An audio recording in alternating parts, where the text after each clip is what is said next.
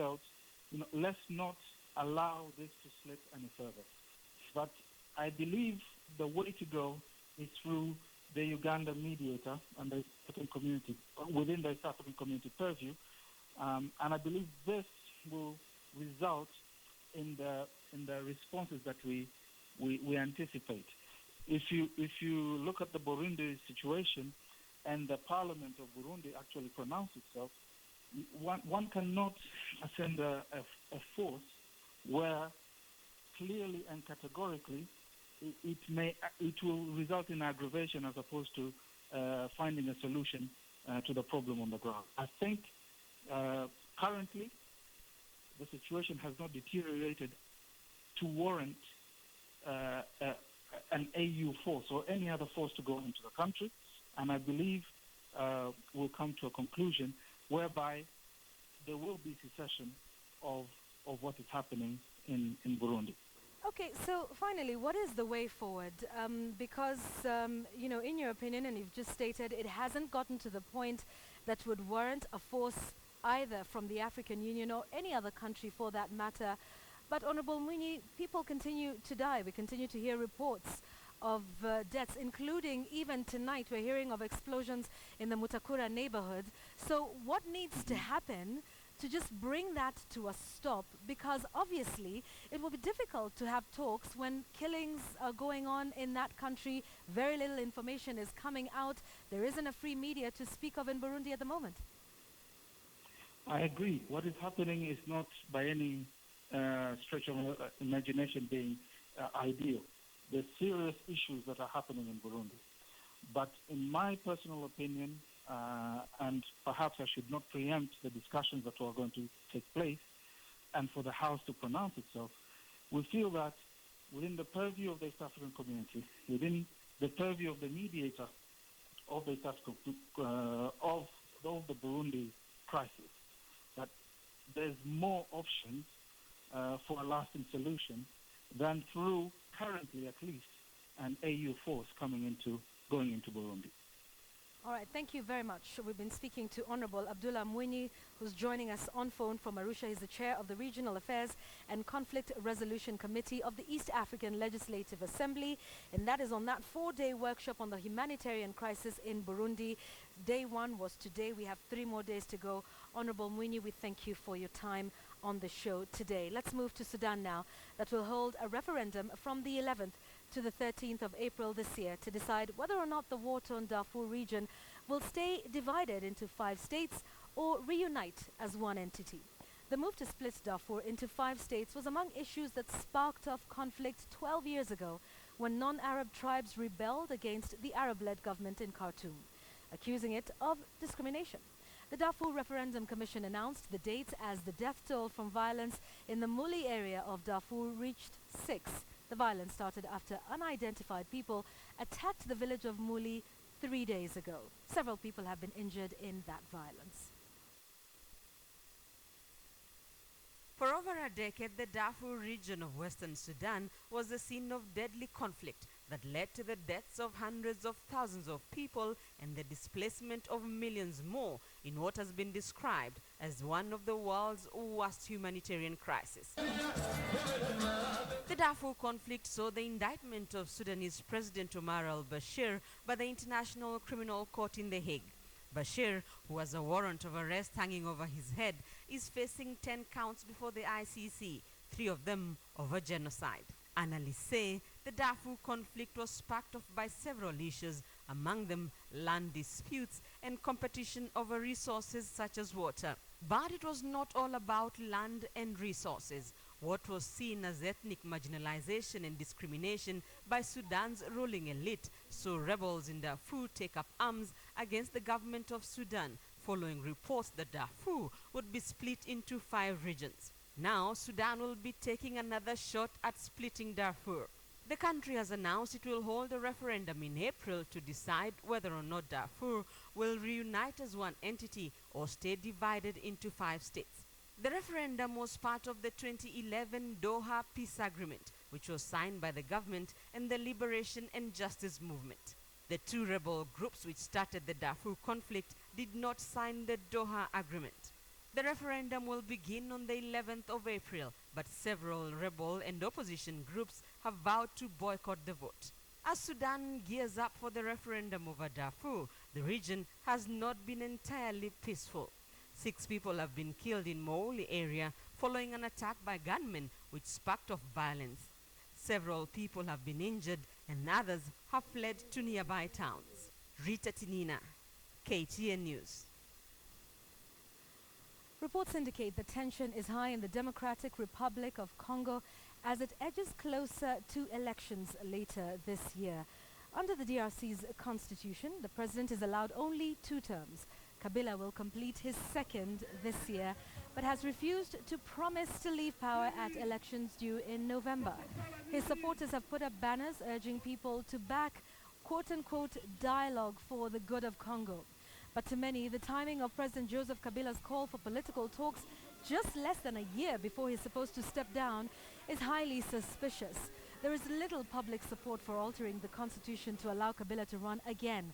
His opponents believe that President Kabila has opted instead to alter the election calendar to prolong his days in power. Already, local and provincial elections scheduled for last year failed to happen, and some of Kabila's allies have suggested delays of up to 4 years in the presidential election to clean up inaccurate and incomplete voter lists. Now, apart from a flare-up a year ago when at least 40 people were killed, the apparent delaying tactics have averted major confrontation. Now, federal and regional authorities in Somalia have agreed on a media strategy that is aimed at streamlining the Somalia media industry. This was after a 2-day conference where participants reviewed and agreed on the implementation of the Somalia media development strategy for the next 5 years. Organized by the Federal Ministry of Information, Culture and Tourism and attended by emerging federal member states, the conference also discussed the implementation of the media law that was recently signed by President Hassan Sheikh Mohamud. Addressing the conference, the Federal Minister of Information, Culture and Tourism, Mohamed Abdi Hayir, said the media law would pave the way for a more professional media industry in Somalia. Somalia has a strong media that employs many people. There was no media law that will regulate, manage and care for the rights of public broadcasters, private media and their audience. It is a very important law that will regulate and compel the Somali media to become responsible and law-abiding. It will safeguard the rights of the media owners, journalists, government and the public. Also speaking, National Union of Somali Journalists, Mohammed Ibrahim Pakistan, who acknowledged that the Somali media development strategy, the focus of the 2-day conference, was in sync with the implementation of the media law. It will bring progress to the Somali media and lead them to champion development of the country. Media law is part of the strategy, and as NUSOJ, we have been working on the draft for a while. The objective is to get a regulation which is part of the media structure so that the journalist security, dignity and rights can be safeguarded when there is a law. Without it, you can't do anything. It was also noted that the media strategy would protect journalists from media owners who operate outside the confines of the law, with some expressing that the creation of the media law is generally a good thing that provides for clear arbitration should there be a legal challenge. The creation of the media law is generally a good thing. This will give a clear arbitration to the interviewer and the interviewee should there be a legal challenge. For example, most of the problems Somali journalists used to encounter and have contributed to their demise was when journalist interviews a politician or businessman or anyone and the interviewee becomes unhappy. There is no place for him to direct his grievances and therefore would take any decision that he wishes. Trix Ingado, KTN News, Nairobi. And still on matters media within East Africa, let's take you to Uganda now. And the Ugandan parliament has laid off all journalists who have been covering the August Assembly with effect from January. The clerk to parliament has raised the qualifications for journalists to be accredited to cover parliament to a minimum bachelor's degree with 3 years of experience. But as KTN's Solomon Serwanja reports, some members of the Fourth Estate are up in arms over the new regulations. Uganda's Parliament Okero Obabaru, only journalists who have a bachelor's degree in journalism and communication with at least 3 years of experience will be accredited to cover the proceedings in the August House. The Director of Communications at Parliament, Chris Obori, emphasized that the new regulations, which will take effect on the 25th of January, are aimed at bettering the quality of reporting from Parliament. We are not saying if you have a diploma, don't be a journalist. We are saying you can do journalism elsewhere. After all, journalism is not about reporting in Parliament, is it? But the scribes who have been covering Parliament are disheartened by the new regulations, many of them arguing that the qualifications may not necessarily translate into good reporting. Parliament is a source of news, and we are not employees of Parliament.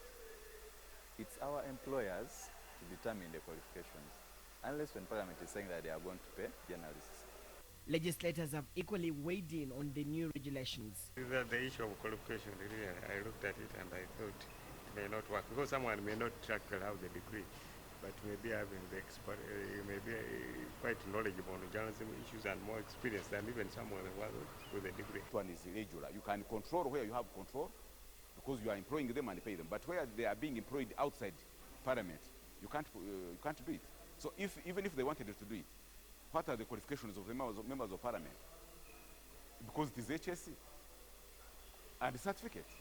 So then they should first regulate the members of Parliament who are coming here and they say everybody will have a degree. However, government spokesperson Ofono Pondo insists that these regulations are just a step in the right direction to professionalizing the journalism career. Majority of the media houses employ quacks, people who are unqualified, and that's part of the problem in the media industry. You get a singer, you get a witch doctor coming on radio, and after a few stints, they begin commenting authoritatively on public affairs. So I'm glad if Parliament is implementing that. Solomon Serwanja, KTN News, Kampala, Uganda. You're watching Bottomline East Africa, this 13th day of January 2016. We have lots more news lined up for you, including that story you do not want to miss. A prison band in Malawi has been nominated for the upcoming Grammys. It's a heartwarming story right out of Africa that you definitely must watch. Please do stay with us for that and much more right here on Bottomline East Africa.